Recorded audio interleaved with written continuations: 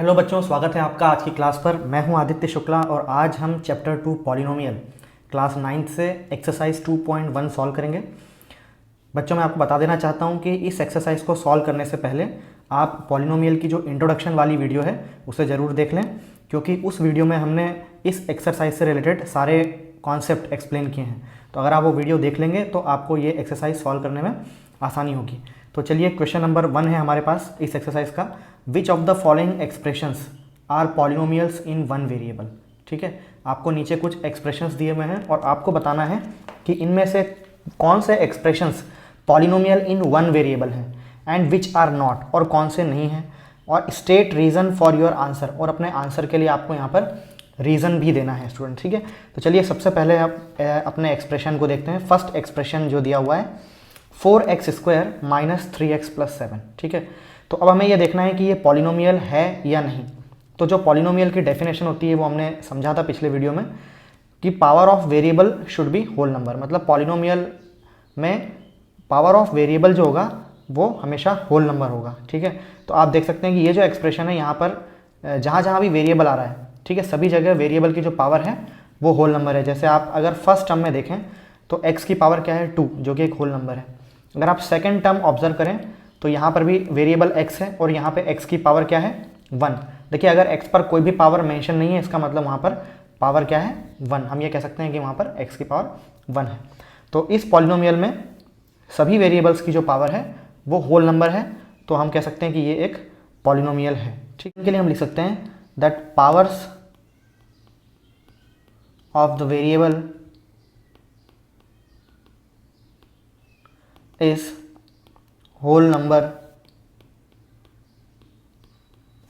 hence the given expression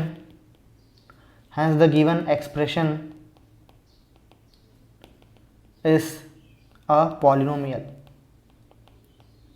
ठीक है students, तो हमें यहाँ रीज़न में लिख देना है कि क्योंकि पावर्स ऑफ वेरिएबल यहाँ पर होल नंबर्स हैं, तो इसलिए हम यहाँ पर इस एक्सप्रेशन को पॉलिनोमियल कह सकते हैं। ठीक है स्टूडेंट्स, तो अब देखिए जो सेकंड क्वेश्चन है उसे भी देख लेते हैं। तो यहाँ सेकंड क्वेश्चन में देखिए क्या बोला है, y²। जो सेकंड क्वेश्चन है उसमें कहा है y² + √2। तो देखिए सिर्फ वेरिएबल, एक ही वेरिएबल फर्स्ट टर्म है, उसी में वेरिएबल है बस y, और यहाँ पर y की पावर क्या है 2 एक होल नंबर है। तो इसे भी हम क्या लिख देंगे, देखिए जैसा रीज़न मैंने यहाँ पर लिखा है इसी तरीके से आपको सेम रीज़न यहाँ पर लिख देना है। तो मैं अभी यहाँ शॉर्ट में लिख देता हूँ कि yes it is a polynomial. तो ये पॉलिनोमियल है। अभी क्यों है पॉलिनोमियल, क्योंकि y की जो पावर है वो 2 है और 2 एक होल नंबर है, तो ये पॉलिनोमियल है। ठीक है, अब देखिए यहाँ पर अगर 2 की पावर देखें तो हमें 2 की पावर यहाँ पर 1/2 है, लेकिन हमें पॉलिनोमियल डिसाइड करने में सिर्फ वेरिएबल्स की पावर देखनी होती है। ठीक है, कोई अगर नंबर है तो उसकी पावर हमें नहीं देखनी है। We are concern with only powers of variable. Third question में दिया है 3√t + t²√2। तो चलिए पूरे के पॉलिनोमियल में, इस पूरे पॉलिनोमियल में हमें वेरिएबल की पावर को केयरफुली देखना है। तो देखिए ये फर्स्ट टर्म है हमारे पास, इस फर्स्ट टर्म में जो वेरिएबल है वो t है और जो t की पावर है वो क्या है रूट, और हम इसे लिख सकते हैं t⁻1/2। ठीक है, स्क्वायर रूट को हम 1/2 के फॉर्म में लिख सकते हैं। ठीक है, तो यहाँ पर आप देख सकते हैं कि ये जो 1/2 है एक रैशनल नंबर है। 1/2 इज़ अ रैशनल नंबर। ठीक है, 1/2 एक रैशनल नंबर है, तो इसलिए ये पॉलिनोमियल नहीं होगा। ये अलजेब्रिक एक्सप्रेशन पॉलिनोमियल नहीं कह सकते इसको, क्योंकि यहाँ पर जो वेरिएबल है उसकी पावर एक रैशनल नंबर आ गई, जबकि हमने कहा है कि जो वेरिएबल होना चाहिए उसकी पावर होल नंबर होना चाहिए। ठीक है, तो it is not a polynomial. तो हम यहाँ रीज़न लिखना पड़ेगा हमें कि since the power of the variable is not a whole number, जो वेरिएबल की पावर है वो होल नंबर नहीं है। ठीक है, hence given expression is not a polynomial. तो जो गिवन एक्सप्रेशन है ये पॉलिनोमियल नहीं होगा। अगर आप सेकंड टर्म को देखेंगे तो सेकंड टर्म में जो t की पावर है 1 है और 1 एक होल नंबर है, लेकिन सभी जगह जो है पावर होल नंबर होना चाहिए। अगर किसी एक भी जगह किसी एक भी जगह पॉलिनोमियल की पावर यानी किसी एक भी वेरिएबल ऐसा है पॉलिनोमियल में जिसकी की पावर अगर होल नंबर नहीं है तो इसका मतलब वो पॉलिनोमियल नहीं हो सकता।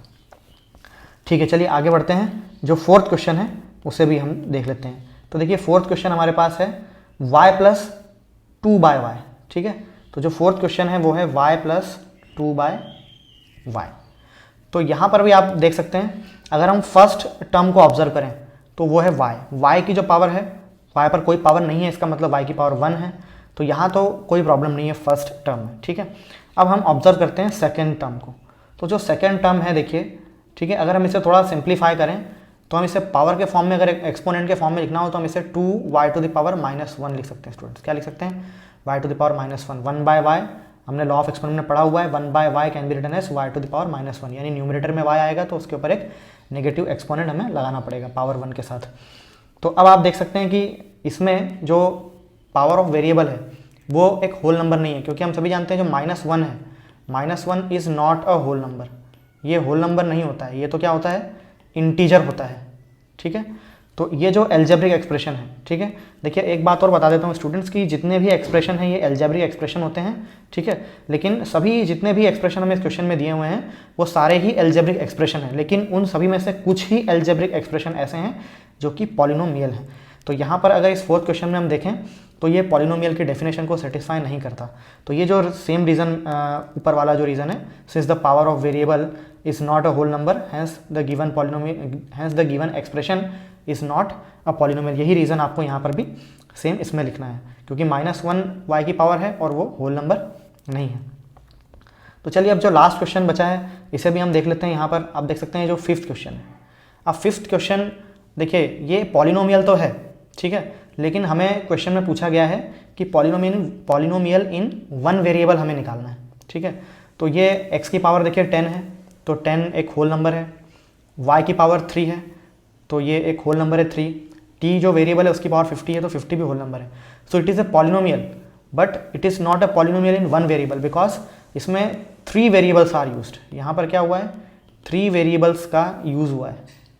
ठीक है ना, तो हमसे तो क्वेश्चन में देखिए पूछा गया है, यहाँ पर क्वेश्चन में बोला है कि पॉलिनोमियल इन वन वेरिएबल ही फाइंड करो सिर्फ। ठीक है, तो ये जो है पॉलिनोमियल है but it is not in one variables, तो ये भी हमारा पॉलिनोमियल इन वन वेरिएबल नहीं है। तो इसके लिए आपको सिंपल सा रीज़न लिख देना है कि it is a polynomial but it is not a polynomial in one variable. ठीक है स्टूडेंट्स, तो चलिए आगे बढ़ जाते हैं और अब हम देख लेते हैं क्वेश्चन 2। तो जो क्वेश्चन नंबर 2 है वो उसको करते हैं। चलिए, तो right the coefficients of x square in each of the following. अब ये कोएफिशिएंट भी पिछले पॉलिनोमियल के जो इंट्रोडक्शन वीडियो है वहाँ पर बहुत अच्छे से एक्सप्लेन किया गया है, तो आप वहाँ से इसको देख सकते हैं। अब कोएफिशिएंट हमको यहाँ निकालना है, तो मैंने यहाँ सारे पॉलिनोमियल एक लाइन से लिख लिए हैं बच्चों। ठीक है, और मुझे यहाँ पर कोएफिशिएंट ऑफ एक्स स्क्वायर चाहिए सिर्फ। ठीक है, तो जो मेरा फर्स्ट पॉलिनोमियल है आप देख सकते हैं, this is the first polynomial, this is the first polynomial. Now इसमें देखिए जो एक्स स्क्वायर है उसका कोएफिशिएंट क्या होगा। अब मैंने आपको बताया था कि कोएफिशिएंट का मतलब ये होता है कि किसी भी टर्म के साथ में जो न्यूमेरिकल वैल्यू होती है वो कोएफिशिएंट होती है। तो यहाँ पर एक्स स्क्वायर का जो कोएफिशिएंट होगा वो क्या होगा? 1, बिकॉज 1 इंटू एक्स स्क्वायर क्या होगा? X square. तो एक्स स्क्वायर के आगे कोई भी नंबर ऐसा लिखा हुआ नहीं दिख रहा है, लेकिन हम ये मान सकते हैं कि वहाँ पर 1 है जो मल्टीप्लाई हुआ है एक्स स्क्वायर से, तो यहाँ पर कोएफिशिएंट क्या होगा? 1 होगा इस केस में। इसी तरीके से हम क्वेश्चन नंबर 2 अगर देखते हैं तो यहाँ पर जो एक्स स्क्वायर है, आपको एक्स स्क्वायर वाली टर्म को देखना है, ये यहीं से एक्स स्क्वायर का कोएफिशिएंट हमें मिलेगा। तो यहाँ पर जो एक्स स्क्वायर का कोएफिशिएंट होगा वो क्या होगा? -1। ठीक है, क्योंकि यहाँ पर एक्स स्क्वायर वाली जो टर्म है उसका साइन क्या है? नेगेटिव, तो विथ साइन हमें लेना है। ठीक है ना, तो यहाँ पे -1 इसका कोएफिशिएंट होगा। इसी प्रकार से जो थर्ड क्वेश्चन है इसमें π/2 जो है कोएफिशिएंट हो जाएगा इसका एक्स स्क्वायर वाली टर्म का, ये एक्स स्क्वायर वाली टर्म है और इसका जो कोएफिशिएंट है वो π/2 है। ठीक है, अब देखिए फोर्थ क्वेश्चन जो इसका है वो बहुत इंटरेस्टिंग है बच्चों। यहाँ पर एक्स स्क्वायर का कोएफिशिएंट हमें निकालना है, लेकिन इस पॉलिनोमियल में एक्स स्क्वायर वाली टर्म नहीं है, यानी एक्स स्क्वायर वाली term is not there in this polynomial. तो देखिए कैसे करेंगे फिर इसको। तो मैं आपको बता दूं कि यहाँ पर हम एक टर्म ऐड कर सकते हैं अपने से, 0x²। ठीक है, देखिए पॉलिनोमियल में कोई चेंज नहीं किया है मैंने।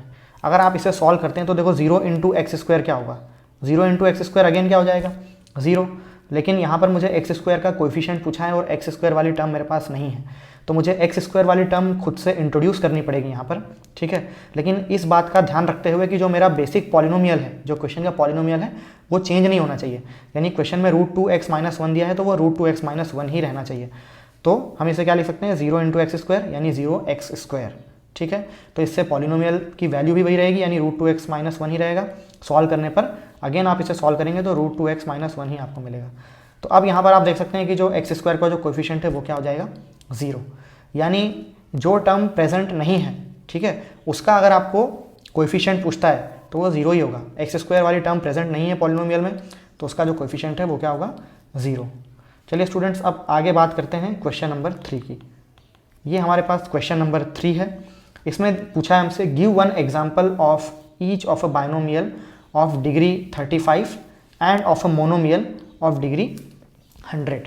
अब डिग्री आपको पता होना चाहिए अच्छे से, डिग्री क्या होता है, ठीक है। तो डिग्री जो होता है वो highest power of variable in the polynomial, ठीक है। हाईएस्ट पावर जो होती है, highest power of variable in the polynomial, ये हमें याद रखना है डिग्री के बारे में, बहुत ही छोटा सा कॉन्सेप्ट है ये। अब हमें एक बाइनोमियल बनाना है। बाइनोमियल का मतलब पॉलिनोमियल हैविंग ओनली 2 टर्म। तो हमें एक बाइनोमियल बनाना है जिसमें कि डिग्री क्या हो, 35 हो। तो देखिए इसमें तो एक ही पूछा है, मैं आपको कई सारे बना के बता देता हूँ। जैसे मान लीजिए x⁻35 - 1, देखिए ये क्या हो गया, एक बाइनोमियल हो गया और इसमें डिग्री क्या है इसकी, सबसे हाईएस्ट पावर 35। इसी तरीके से और भी बना सकते हैं, जैसे x⁻35 + x⁻34, और भी हम कंस्ट्रक्ट कर सकते हैं x⁻35 + x²। तो इस तरीके से अपने मन से आप जितने चाहें उतने बाइनोमियल बना सकते हैं जिसमें कि डिग्री क्या हो, 35 हो। लेकिन बाइनोमियल बनाते वक्त ये याद रखना है हमें कि जो हाईएस्ट पावर होना चाहिए वो 35 ही होना चाहिए, तभी यहाँ डिग्री 35 वाली जो कंडीशन बोली है हमें वो पूरी होगी। अब हम बात कर लेते हैं मोनोमियल की। Monomial of degree 100। तो मोनोमियल का मतलब होता है कि जिसमें ऐसा पॉलिनोमियल जिसमें कि 1 टर्म हो, मोनो मतलब 1। तो यहाँ पर इस तरीके से कोई भी पॉलिनोमियल, मान लीजिए x⁻100, कोई भी पॉलिनोमियल नहीं स्टूडेंट्स, यहाँ पर सिर्फ ये अकेला ही पॉलिनोमियल बनेगा। वेरिएबल चेंज करके और दूसरे बना सकते हैं, जैसे y⁻100, ठीक है। इस तरीके से ये सिंगल पॉलिनोमियल ही यहाँ पर बन पाएगा। मोनोमियल है, इसमें एक ही टर्म है और जो डिग्री है वो क्या है, यानी हाईएस्ट पावर क्या है, 100। ओके स्टूडेंट्स, तो अब देखिए हमारे पास क्वेश्चन नंबर 4, इसमें बोला है degree of each of the following polynomial. इन सभी पॉलिनोमियल की हमें क्या निकालना है, डिग्री। तो आपको पता है, मैंने यहाँ लिख भी दिया है, degree is the highest power of the variable. Variable की जो हाईएस्ट पावर है उसे हम डिग्री कहते हैं। पूरे पॉलिनोमियल में आपको चेक करना है और जहाँ भी आपको सबसे हाईएस्ट पावर नजर आए वही क्या होगी, डिग्री। तो देखिए फर्स्ट पॉलिनोमियल है यहाँ पर। तो अगर आप यहाँ से शुरू करते हैं, देखिए हम 7x, यहाँ पर x की पावर क्या है, 1, यहाँ x की पावर क्या है, 2, और देखिए फर्स्ट टर्म में x की पावर क्या है, 3। तो सबसे बड़ी पावर क्या मिली, 3, तो डिग्री इज 3। तो यहाँ पर इस पॉलिनोमियल की जो डिग्री है वो क्या है, 3। इसी प्रकार देखिए यहाँ पर y की पावर क्या है, 2, तो इसकी डिग्री क्या हो गई, 2। यहाँ पर वेरिएबल क्या है, t, और t की पावर क्या हो गई, 1। अब देखिए ये जो 4th एग्जाम्पल है इसे बहुत अच्छे से समझने की ज़रूरत है स्टूडेंट्स। यहाँ पर ये जो 3 है इसके बारे में मैंने पिछले वीडियो में भी बात की थी। ये कांस्टेंट पॉलिनोमियल है, ठीक है। जितने भी नंबर हैं एक्सेप्ट 0 को छोड़कर जितने भी नंबर 1, 2, 3 एंड सो ऑन, ये सभी कांस्टेंट पॉलिनोमियल कहलाते हैं। तो इसका इन्होंने डिग्री पूछा है कांस्टेंट पॉलिनोमियल का, ठीक है। कांस्टेंट पॉलिनोमियल की जो डिग्री होती है वो क्या होती है, 0। जो कांस्टेंट पॉलिनोमियल होता है, ठीक है स्टूडेंट्स, उसकी जो डिग्री होती है वो क्या होती है, 0। अब कैसे होती है 0, देखिए अगर कोई नंबर है मेरे पास 3, तो पहले मुझे इसे एक्सप्रेस करना होगा पॉलिनोमियल के फॉर्म में। अब इसे पॉलिनोमियल के फॉर्म में कैसे एक्सप्रेस कर सकते हैं, देखिए इसे मैं लिख सकता हूँ 3 × x⁻0, ठीक है। पॉलिनोमियल में वेरिएबल आना चाहिए, ठीक है। तो यहाँ पर मैं इसे 3 × x⁻0 लिख सकता हूँ, ठीक है। ऐसा मैंने क्यों लिखा, क्योंकि फर्दर फिर से सॉल्व करने पर ये मेरा 3 जो है वो 3 ही रहना चाहिए, ठीक है। तो हमें पता है कि x⁻0 जो होता है वो कितना होता है, 1 होता है, ठीक है ना। तो यहाँ पर आप देख सकते हैं कि x आ गया वेरिएबल और x की जो पावर है वो क्या है, 0। तो इसलिए कोई भी कांस्टेंट पॉलिनोमियल हो उसकी जो पावर होती है यानी डिग्री होगी उसकी, वो क्या होगी, 0 होगी, ठीक है। अगर आप यहाँ पर 3 × x⁻1 लिख देते तो फिर ये क्या बन जाता, 3x। तो हमारा क्वेश्चन तो 3 था और वो क्या बन गया, 3x। तो ये रॉन्ग हो जाता है स्टूडेंट्स। तो इस तरीके से नहीं करना है आपको, x⁻0 ही लेना है यहाँ पर। अब एक बात और, मैं पिछले वीडियो में एक डिस्कशन हमारा छोटा सा रह गया था, वो भी मैं यहाँ एक्सप्लेन कर देता हूँ कि जो ज़ीरो, मैं जब भी कांस्टेंट पॉलिनोमियल की बात करता हूँ तो मैं ये कहता हूँ कि ज़ीरो को छोड़कर सभी नंबर को कांस्टेंट पॉलिनोमियल में एक्सप्रेस कर सकते हैं। जैसे 5 है तो 5 को कांस्टेंट पॉलिनोमियल में हम 5x⁻0 लिख सकते हैं। -3 एक इंटीजर है तो इसे हम -3x⁻0 लिख सकते हैं। लेकिन जो ज़ीरो है उसे एक डिफरेंट कैटेगरी में रखा गया है। जो ज़ीरो होता है उसे नाम दिया है ज़ीरो पॉलिनोमियल। ठीक है स्टूडेंट्स, ज़ीरो पॉलिनोमियल, जो ज़ीरो होता है वो ज़ीरो पॉलिनोमियल कहलाता है। ठीक है, उसे एक हमने डिफरेंट कैटेगरी में ही रखा है। जैसे पॉजिटिव इंटीजर होते हैं, नेगेटिव इंटीजर होते हैं, और हम ज़ीरो के बारे में बोलते हैं कि zero is neither positive nor negative. तो उसी तरीके से पॉलिनोमियल में भी जो ज़ीरो है उसको एक अलग ही कैटेगरी में डाला है जिसे नाम दिया है ज़ीरो पॉलिनोमियल। ठीक है, और इसकी जो डिग्री होती है वो नॉट डिफाइंड होती है। Degree of the zero polynomial is not defined। ठीक है, जो ज़ीरो पॉलिनोमियल की डिग्री होती है वो नॉट डिफाइंड होती है। ठीक है, उसका भी बहुत छोटा सा रीज़न है, मैं आपको बता देता हूँ कि क्यों वो नॉट डिफाइंड होती है उसकी डिग्री। क्योंकि देखिए, ज़ीरो को अगर हम x⁻0 लिख सकते हैं, सॉल्व करेंगे फर्दर क्या आएगा, ज़ीरो। ज़ीरो को हम x⁻1 भी लिख सकते हैं स्टूडेंट्स। ठीक है, तब भी क्या होगा, सॉल्व करने पर ज़ीरो ही आएगा। और ज़ीरो को हम x⁻2 भी लिख सकते हैं, तब भी क्या होगा, ज़ीरो। यानी देखिए, यहाँ तो बहुत सारी डिग्री हो सकती है इसकी x की। अगर हम यहाँ देखें तो x की पावर 0 है, तो इसका मतलब यहाँ डिग्री 0 हो गई। सेकंड वाले में डिग्री क्या हो गई, 1 हो गई। फिर थर्ड वाले में डिग्री क्या हो गई, 2 हो गई। तो यहाँ पर बहुत सारी डिग्री हो सकती है ज़ीरो पॉलिनोमियल की। तो बहुत सारी डिग्री को हम नहीं लिखते, इसलिए हमने इसको कहा है नॉट डिफाइंड, क्योंकि डिग्री तो क्या होती है, एक ही होती है, लेकिन यहाँ पर मल्टीपल डिग्रीज आ रही हैं इसकी। ठीक है, तो इसलिए ये ज़ीरो ऑफ पॉलिनोमियल को हम नॉट डिफाइंड लिखते हैं। अब देखिए स्टूडेंट्स, ये क्वेश्चन नंबर 5 है, लास्ट क्वेश्चन है इस एक्सरसाइज का। इसमें कहा है classify the following as linear, quadratic and cubic polynomial. Quadratic, linear and cubic polynomial में इसे क्लासीफाई करना है। तो मैं यहाँ 3 हेडिंग लिख लेता हूँ, linear, quadratic and cubic polynomial में इसे क्लासीफाई करना है। तो देखिए, लीनियर पॉलिनोमियल वो होता है जिसमें डिग्री क्या हो, 1, डिग्री 2, मैं यहाँ लिख भी देता हूँ, इसमें डिग्री 1 अगर है तो लीनियर होगा, डिग्री 2 है तो क्वाड्रेटिक, और डिग्री 3 है तो क्यूबिक पॉलिनोमियल होगा। तो सबसे पहला पॉलिनोमियल देखिए आप, x² + x, यहाँ पर डिग्री क्या है, यानी हाईएस्ट पावर क्या है, 2। तो ये पॉलिनोमियल क्या हो जाएगा, क्वाड्रेटिक पॉलिनोमियल। तो इसे हम यहाँ लिख देते हैं क्वाड्रेटिक वाले कॉलम में। अब सेकंड ऑब्जर्व करते हैं, यहाँ पर जो डिग्री आप देख सकते हैं, डिग्री क्या है, 3, क्योंकि सबसे बड़ी पावर जो x की है वो यहाँ क्या है, 3। तो ये क्यूबिक पॉलिनोमियल हो गया, तो इसे हम क्यूबिक वाले कॉलम में लिख देते हैं। थर्ड क्वेश्चन को ऑब्जर्व करें तो सबसे बड़ी पावर y की है 2, यानी ये क्वाड्रेटिक पॉलिनोमियल है। फोर्थ क्वेश्चन में जो x की पावर है वो कुछ नहीं है, इसका मतलब 1 पावर मानी जाएगी। तो ये क्या हो गया, लीनियर, x की पावर 1, यानी डिग्री यहाँ क्या है, 1। तो ये लीनियर पॉलिनोमियल हो गया।